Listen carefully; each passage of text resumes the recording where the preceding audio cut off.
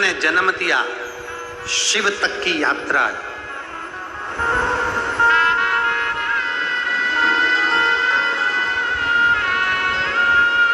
शिव ने जन्म दिया और शिव तक की यात्रा है। और आखिरी में अभी कहीं पर भी घूम लो फिर लो, पर मरने के बाद आखिरी में तो मेरे शंकर के करीब ही जाना। अंत समय में तो मेरे देवाधिदेव महादेव के नजदीक में ही जाना। अंत समय में तो मेरे शंकर के करीब ही पहुंचना। अंत समय में तो जाना शमशान ही है, पहुंचना उसके पास। एक बहुत सुंदर कथा आती है तमाल में। एक संत गोरा कुमार की कथा आती है। गोरा कुम्हार था।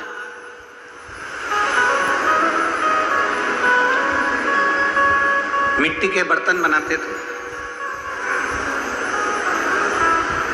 और मिट्टी के बर्तन बनाकर उसको बेचकर अपना यापन किया करते थे।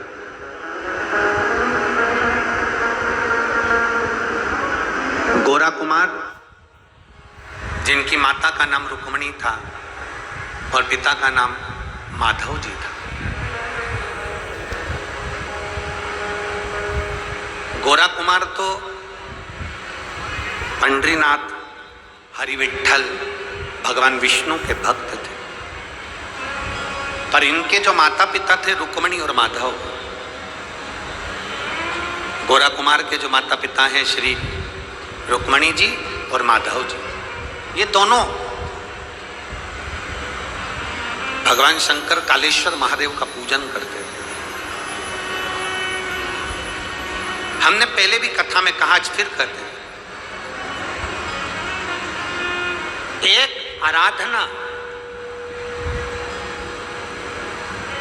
दिल से आप अगर प्रार्थना कर रहे हो, दिल से आप अगर देवाधिदेव महादेव को जल चढ़ा रहे हो, दिल से आप भगवान शंकर को रिझा रहे हो, तो ये मान कर चलना कि तुम्हारी वो प्रार्थना कभी निष्फल नहीं होगी और तुम्हारा चढ़ाया गया जल कभी खाली नहीं जाएगा, उसका फल मिलेगा। बोल बम का नारा है, सारी समस्या का हल। वो निष्फल नहीं जाता, वो फलित होता है।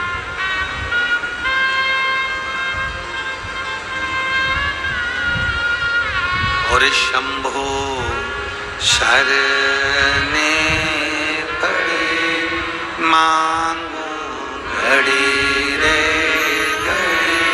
दुख काटो, दया करीन दर्शन।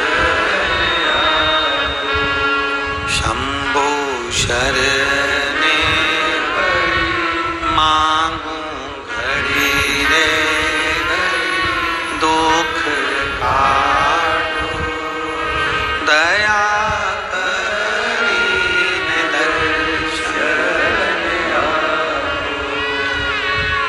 गोरा कुमार के माता पिता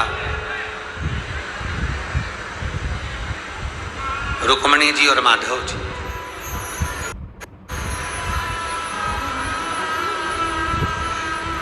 कालेश्वर महादेव का पूजन करते हैं।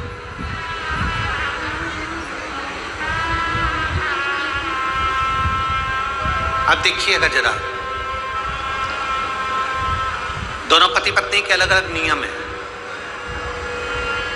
गोरा कुमार के जो माता पिता हैं, उन दोनों के शंकर जी को रिझाने के अलग अलग नियम। मेरी जीजियों, आप शिव जी के मंदिर में कैसी पूजन करती हो ना, करो। और आपकी पड़ोसन से निवेदन है कि आपकी पड़ोसन को देखकर पूजन मत करो। आपकी पड़ोसन को देखकर पूजन मत करो कि उसने कंकु चढ़ाया है तो मैं भी चढ़ाऊंगी, उसने चंदन चढ़ाया है तो मैं भी चढ़ाऊंगी, उसने चावल चढ़ाया है तो मैं भी चढ़ाऊंगी, उसने कमलगट्टे चढ़ाए हैं तो मैं भी चढ़ाऊंगी। अब तुम्हारे पास में अगर वो चीज नहीं है तो तुम जाकर अपने पति से कहोगी, पति चिड़चिड़ाएगा, मैं कहाँ से ला के दूँ बाजार में, मैं नहीं जा रहा, धूप पड़ रही है, गर्मी पड़ रही, मेरे को नहीं लाना, और वो चिड़चिड़ करेगा। और मान लो चिड़चिड़ कर कर अगर वो कमलगट्टा ले भी आया, चिड़चिड़ करके वो काली मिर्च ले भी आया, चिड़चिड़ करके गुस्सा कर कर अगर उसने थोड़ा वो सामान तुम्हें लाकर भी दे दिया और वो सामान तुम शंकर जी को चढ़ाओगी तो भगवान शंकर स्वीकार करेंगे क्या? जम के बोलो जरा, नहीं करेंगे। प्रेम से लेकर आता ना तो भगवान स्वीकार कर ले, स्नेह बस लाता ना तो भगवान स्वीकार कर ले, पर प्रेम से लाया ही नहीं ना। अब यहां माताएं बैठी हैं,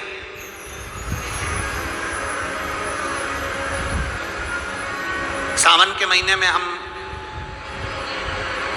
पार्थिव शिवलिंग का पूजन कराते हैं। अब कई माताएं ऐसी हैं कि वो सामान में अपने पति से जाकर कहती है, सुनो सभी पत्र लाके दो, सुनो लौंग ला कर दो, सुनो ये ला कर दो, सुनो वो ला कर दो। पति गुस्सा कर जाए, पति चिड़चिड़ा हो जाए, बेटे गुस्सा कर जाए, बेटे चिड़चिड़े हो जाए, तो शिव महापुराण की कथा कहती है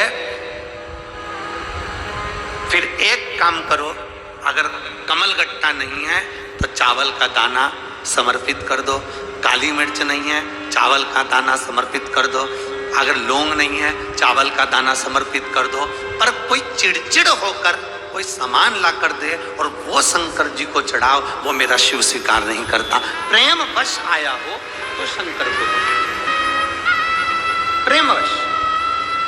एक पत्र है, देखिए, पत्र नहीं प्रश्न है। जी रुक्मणी जी शंकर जी के मंदिर में केवल दीप सेवा करती थी, केवल दीप।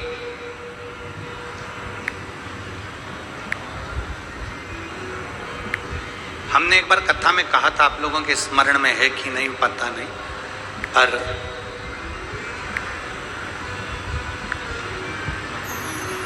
यदि आपने सुना होगा तो आपको याद आएगा कि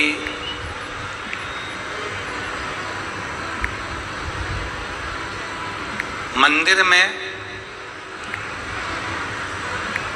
शिवालय में कहीं कहीं पर लोग दिया जलाकर चले जाते, और हम तो यहां तक कहेंगे कि कुबेरेश्वर धाम सीहोर में भी अगर आप जाएं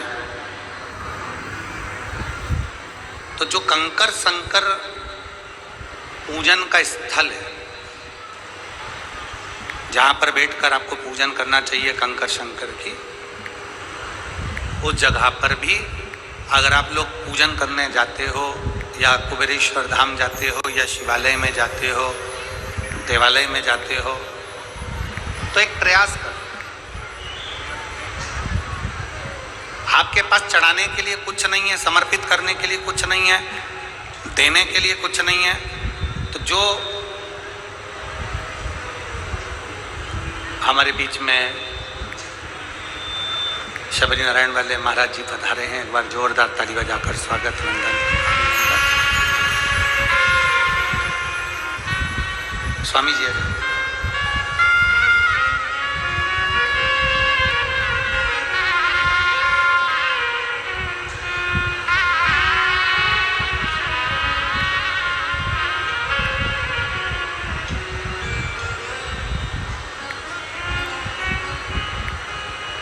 यदि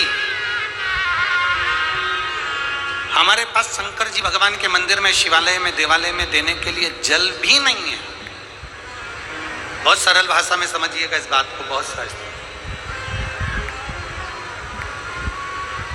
आपके पास जल भी नहीं है समर्पित करने के लिए,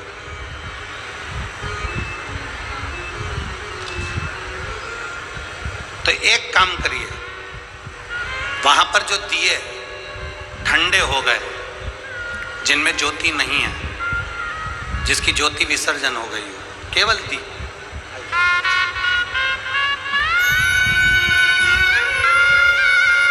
शबरी नारायण वाले महाराज जी, एक बार जोरदार ताली बजाकर स्वागत वंदन। आपका आत्मीय प्रेम व्यासपीठ पर हमेशा बना रहता है।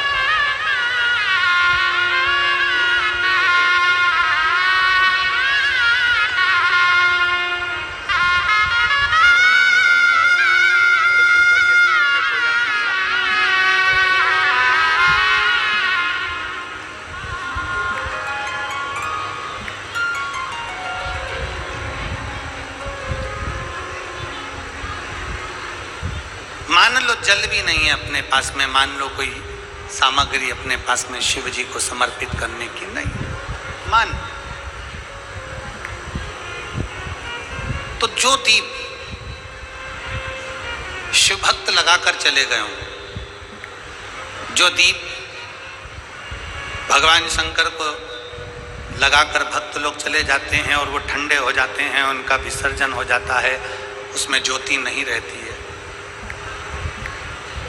तो वो दीप अगर हम उठाकर एक जगह पर एकत्रित कर कर भी रख देते हैं, एक जगह पर इकट्ठे कर कर हमने रख दिया, तो कभी आप मौका लगिए, कभी जिंदगी में मौका लगे तो ये प्रयास कर कर देखना, जगह जगह पर लोग दिए जलाकर चले जाते हैं, उन दीपक को एक जगह एकत्रित कर कर अगर आप जाएंगे तो आप उसका अनुभव करेंगे कि आप ये अनुभव करेंगे कि आपके मस्तक पर जो पितृ दोष होता है, आपके मस्तक पर जो पितरों का दोष माना जाता है, लोग कहते थे पितृ दोष हो गया, पितृ दोष हो गया, पितृ दोष हो गया, 1 रुपये कमा रहे हो, 1.25 रुपये खर्च हो रहे हैं, हाथ में पैसा नहीं दिख रहा, मानसिक टेंशन बना हुआ है।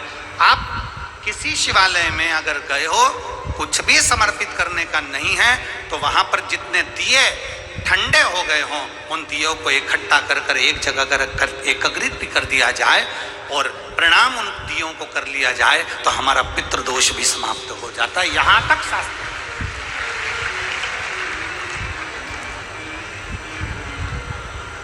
कहां से लाऊं गंगा, कहां से लाऊं जमुना, नहीं है हमारे पास कुछ भी। संत श्री गोरा कुमार जी की मां रुक्मणी जी का एक नियम था, मंदिर में दीपदान करना और जो विसर्जित दीप हैं उनको उठाकर एकत्रित करना। अब जरा समझिएगा कि उन विसर्जित दियों को, दीपक को एक जगह इकट्ठा करने का फल क्या होता है, जरा यहाँ कथा में ध्यान लगाकर सुनना कि शंकर के मंदिर के, शंकर के द्वारे के, भगवान के शिवालय के कहीं दीप बहुत सारी जगह वहां लगा दिया, वहां लगा दिया, वहां लगा दिया, वहां लगा दिया, लोगों ने दिया दिया दिया, सब दूर छोड़ दिया, उसको इकट्ठा कर कर एक जगह पर एकत्रित कर देना, उसका फल क्या होता है ये समझिए। अब रुक्मणी जी का नियम, संत श्री गोरा कुमार जी की माता जी का नियम, वो दीप इकट्ठी कर, और संत श्री गोरा कुमार जी के पिताजी का नियम था मंदिर में सफाई करना, शिव जी का अभिषेक पूजन करना, और शंकर जी के ऊपर जो जलाधारी लगती है, जलाधारी किस किसने देखी है, हाथ उठाओ जरा, देखिए। जैसे ये शिवलिंग है, शिवलिंग के ऊपर एक जलाधारी लगी होती है जिसमें से बूंद बूंद पानी नीचे गिरता है, उसमें से जल नीचे गिरता रहता है। अब कई लोग मंदिर की सफाई करते हैं, झाड़ू लगाते हैं, पोछा लगाते हैं, शिवलिंग को धो देते हैं, जलाधारी को धो देते हैं, पर जो ऊपर जो जलाधारी लगी रहती है, जया, विषहरा, शामली बारी, दौतली, देव, ये जो जलाधारी ऊपर जो लगी हुई है, जिसमें से एक एक बूंद पानी नीचे गिर रहा है, कभी अगर मौका मिल जाए, कभी मौका मिल जाए और एकांत में कहीं का शिवलिंग मिल जाए और तुम्हें अगर मौका मिल जाए तो एक बार अपने घर से जल उतनी मात्रा में लेके जाओ जितना उस जलाधारी में पूरा भरा जाए, और जलाधारी का पानी ऊपर से भी झलके और नीचे से भी निकल जाए। कभी अगर मौका लग जाए तुम्हारे जीवन में और कहीं तुम्हारे घर के पास में कोई शिवलिंग हो, तुम्हारे घर के पास में कोई शिवालय हो, मंदिर की साफ सफाई आपने कर दी, झाड़ू बुआरी कर दी, उसके बाद में मंदिर में शिवलिंग को आपने अच्छा साफ कर कर स्नान पूजन करा दिया, उसके बाद जलाधारी में जब जल भरो तो उसको साफ कर कर जब उसको भरा जाता है, उसके भरने का फल क्या होता है, ये शिव महापुराण की कथा। जलाधार, अब यहाँ शास्त्र कर रहा है, शिव महापुराण वर्णन कर रहे हैं। संत गोरा कुमार जी के पिताजी, संत गोरा कुमार जी के पिताजी जलाधारी की सेवा में रहते हैं। जलाधारी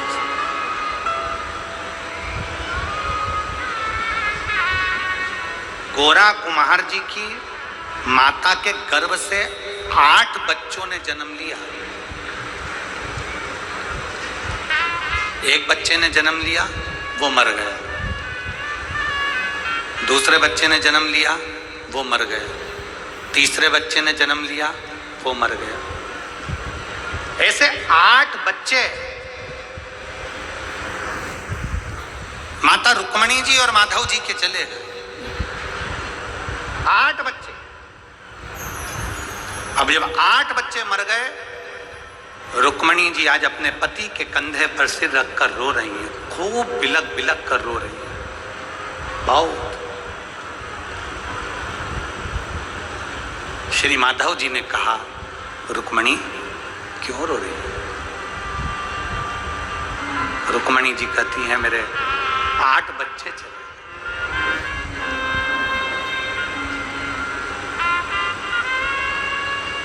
गोरा कुमार जी की माता रुक्मणी जी कह रही हैं, मेरे 8 बच्चे चले। 8 बच्चे चले।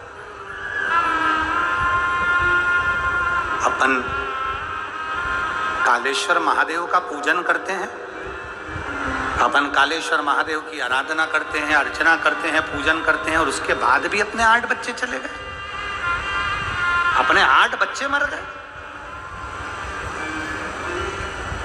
माधव जी ने कहा, रुक्मणी, शंकर जी का भक्त कभी हारता नहीं है। बोल बम का नारा है, बाबा एक सहारा। शिव का भक्त कभी हारता नहीं है रुक्मणी, और तुम हार रही हो। 8 बच्चे मर गए ना, उसको पसंद नहीं होंगे, ले लिए होंगे। हमारे पूर्व के कर्म के कारण हमको भोगना पड़ता है। हमारे पूर्व के कर्म के कारण हम भोग रहे हैं। क्यों रोती है? रोती रोती रुक्मणी भगवान शंकर के मंदिर में, कालेश्वर महादेव के मंदिर में पहुंच गई। कालेश्वर महादेव के मंदिर में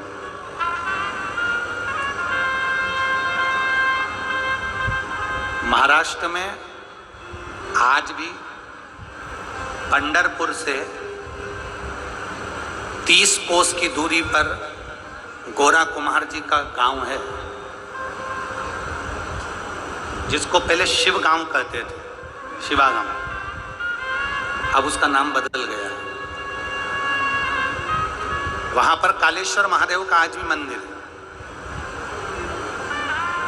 संत गोरा कुमार जी की मां रुक्मणी जी 8 बच्चे मरने के बाद रोती रोती आंख में आंसू भरकर कालेश्वर महादेव के पास पहुंच गई, और कालेश्वर महादेव को, शिवलिंग को अपने गले से लगाकर रो रही है। आंख से आंसू बह रहे, बिलख रही, रो रही।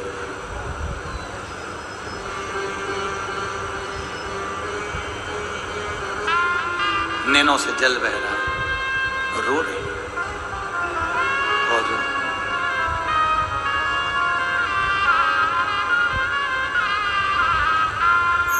4 तरह के आंसू होते हैं। कितनी तरह के? जम के बोलो जरा, जम के।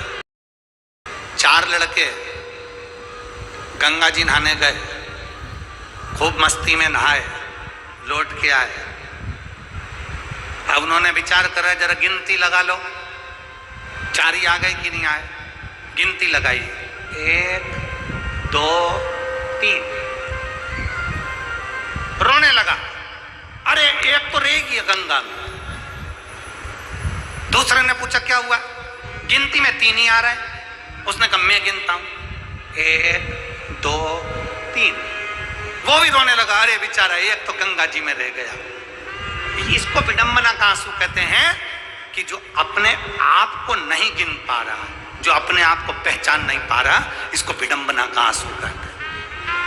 एक आंसू होता है विडंबना का, दूसरा आंसू होता है वेदना का। वेदना का आंसू किसको कहते हैं? हमने किसी से बहुत आस लगाई, बहुत आस लगा कर बैठे थे और उसी ने धोखा दे दिया, इसको वेदना का आंसू कहते हैं। पहले नंबर का विडंबना का आंसू, दूसरे नंबर पर वेदना का आंसू, तीसरे नंबर पर होता है विरह का आंसू।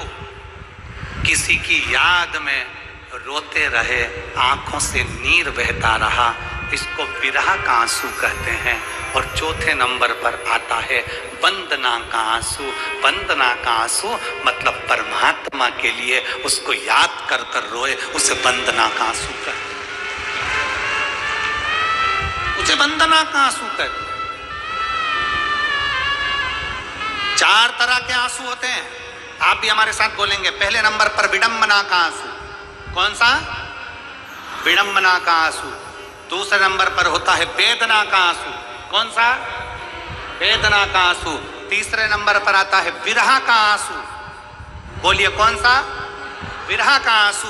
और चौथे नंबर पर आता है वंदना का आंसू, जो परमात्मा की याद में, गुरु की याद में, भगवान की याद में, उससे विनय करते समय, उससे कहते समय, उसको पुकारते समय, उसको नमन करते समय, उसको अपने दिल की बात सुनाते समय जब आपकी आंख में से आंसू निकल जाए, समझ लेना आज वंदना के आंसू निकले हैं। और वो आंसू परमात्मा को प्रिय है।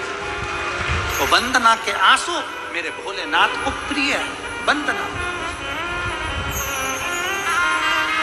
वंदना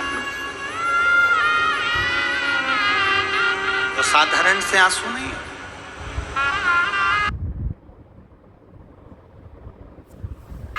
वंदना के आंसू हैं भगवान के।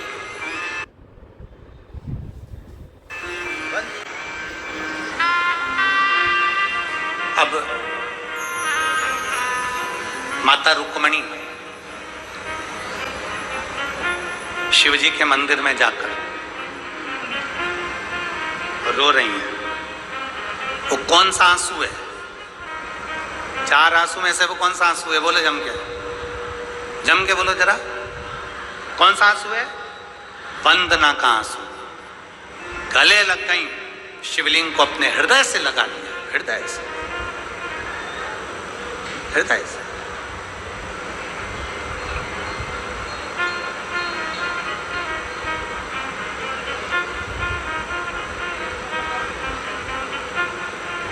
और ये जो आंसू है ना, ये परमात्मा से मिलन का केंद्र है। ये जो आंसू है ये परमात्मा से मिलन का बिंदु है। ये वंदना का आंसू, वंदना रो रहे।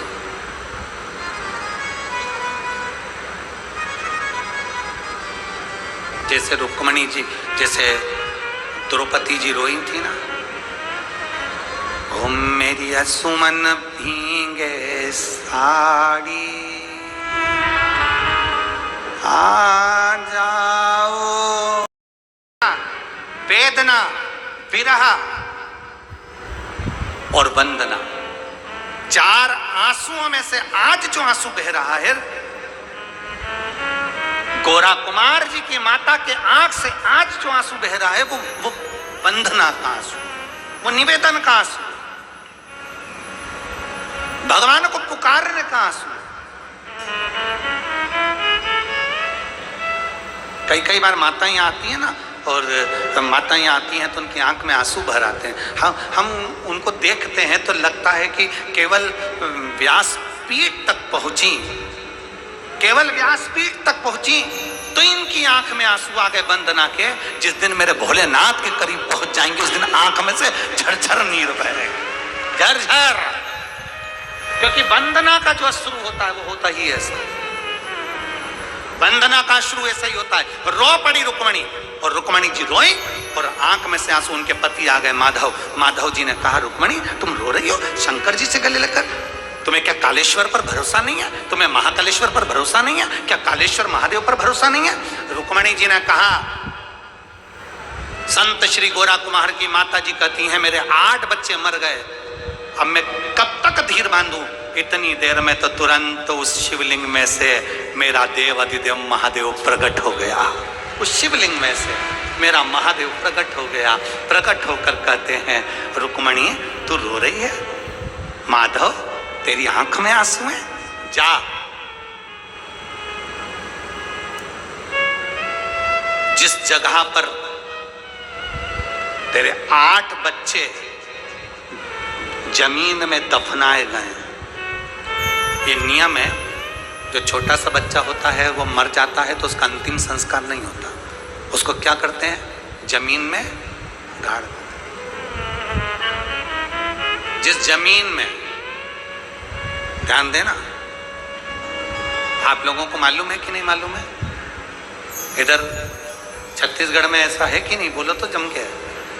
बड़ा व्यक्ति हो तो उसको आग लगाकर उसको अंतिम संस्कार किया जाए, छोटा सा बच्चा अगर मर जाए तो उसको जमीन में गाड़ा जाता। अब हम आप लोगों से पूछेंगे एक प्रश्न, उसका उत्तर दीजिए। मुर्दे को जहां ले जाकर आग लगाई जाती है, चिता में लेटाकर जलाया जाता है, उस स्थान को क्या कहते हैं, जम के बोलो, शमशान। उसको क्या कहते हैं, शमशान। किसका स्थान है वो, भगवान शंकर का। और छोटे से बच्चों को जिस जमीन में गाड़ा जाता है, जिस स्थान पर जमीन के अंदर गाड़ा जाता है, उस स्थान को क्या कहते हैं,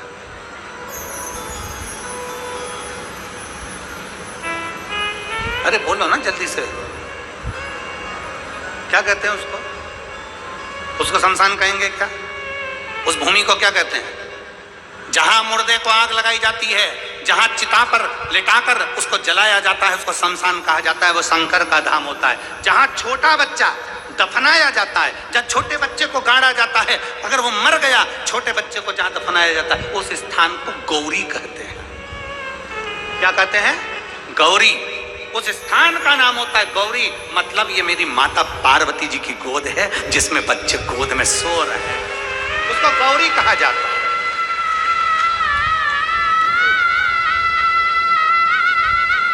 मेरा काल अधिपति प्रकट हुआ, शिवलिंग में से आवाज आने लगी और मेरे महादेव ने कहा, जाओ माधव, अपनी धर्म पत्नी रुक्मणी को ले जा और गौरी की भूमि पर जाकर जिस जगह से तू खोदेगा, जिस जगह पर तूने तेरे 8वें नंबर के बेटे को गाड़ा है, उस जगह को खोदना, उसमें से बच्चे को निकालना। बच्चा तो मर गया, मरे हुए 4 महीना हो गया, कैसे जीवित हो सकता है। माधव की आंख में आंसू, भोलेनाथ वो तो मर चुका है। शंकर भगवान कहते हैं, तू उस बच्चे को निकाल तो जाकर।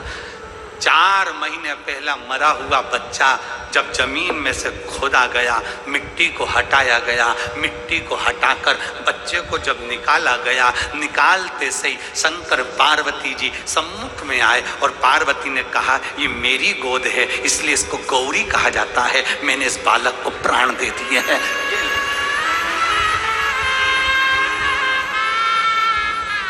विडंबना के आंसू में वो सुख नहीं है, वेदना के आंसू में वो सुख नहीं है, विरह के आंसू में वो सुख नहीं है। जो सुख, जम के बोल दो, वंदना के आंसू में है। और वंदना के जब आंसू निकलते हैं तो मेरा महादेव छप्पर फाड़ कर लुटाना चालू कर देता है। देवता देते हैं पल्ला झाड़ कर और महादेव देता है छप्पर फाड़ कर। वो महादेव तुरंत, माता पार्वती जी आ गई, बच्चे को हाथ में दिया और देते से ही कहती हैं, क्यों रो रहे हो। माधव कहते हैं, 4 महीने पहले मरा हुआ बच्चा ये मरा हुआ है। शंकर कहते हैं, तो चिंता मत कर, अकाल मृत्यु वो मरे जो काम करे चंडाल का, और काल उसका क्या बिगाड़े जो भक्त हो मां काल का। शंकर भगवान ने बच्चे को तुरंत गोदी में लिया और गोदी में लेते ही मेरे शंकर भगवान ने उसके कानों में मंत्र प्रदान कर दिया। मंत्र देते से बच्चा किलकारी कर कर रोना प्रारंभ करा। जो रोया, रुक्मणी जी ने गोदी में ले लिया। मेरा बेटा जिंदा हो गया, मेरा बेटा जिंदा हो गया। अब बेटा जिंदा हो गया, गौरी की भूमि से उत्पन्न हुआ, इसलिए इसका नाम गोरा कुम्हार होगा। कुम्हार का लड़का है तो गोरा कुम्हार कहलाएगा। ये साधारण बालक नहीं है, भगवान की अविरल भक्ति में डूबने वाला, भगवान का भजन करने वाला, ये वो गोरा कुम्हार हुआ जिसके विवाह हो गया था और भगवान नारायण की भक्ति में ऐसा डूब गया था कि अपना बच्चा भी मिट्टी में सन गया, मर गया, रोता रहा, बिलखता रहा। और भगवान के दरवाजे पर पहुंचने से पहले जिसने अपने हाथ तक काट कर दे दिए थे, और भगवान नारायण ने इस गोरा कुमार को फिर वापिस हाथ दिए और इसका बच्चा बच्चा जीवित करा था, ये वो गोरा कुमार हुआ। शंकर की आराधना से, शिव की उपासना से, शंकर की भक्ति से, शंकर की आराधना से व्यक्ति को लगता है कि हमको कुछ मिलेगा कि नहीं मिलेगा, पर शंकर को चढ़ाया गया एक लोटा जल हमारा बदलता है कल। ये निश्चित है हमें प्राप्त कुछ ना कुछ जरूर हो, निश्चित। और मैंने तेरे ही बाबा तेरे ही भरोसे हवा बिच उड़ती जावांगी, बाबा डोर हर तो छड़ी ना कटी जावांगी, भोले मैं तेरी शंभो मैं तेरी हवा बिच उड़ती जावांगी, बाबा डोर हर तो छड़ी ना कटी जावांगी। शिव की आराधना में बहे गए आंसू, शंकर की आराधना में दिया गया समय, शंकर की कथा में दिया गया समय, शिवालय में दिया गया समय, भगवान शंकर को दिया गया समय कभी खाली नहीं जाता।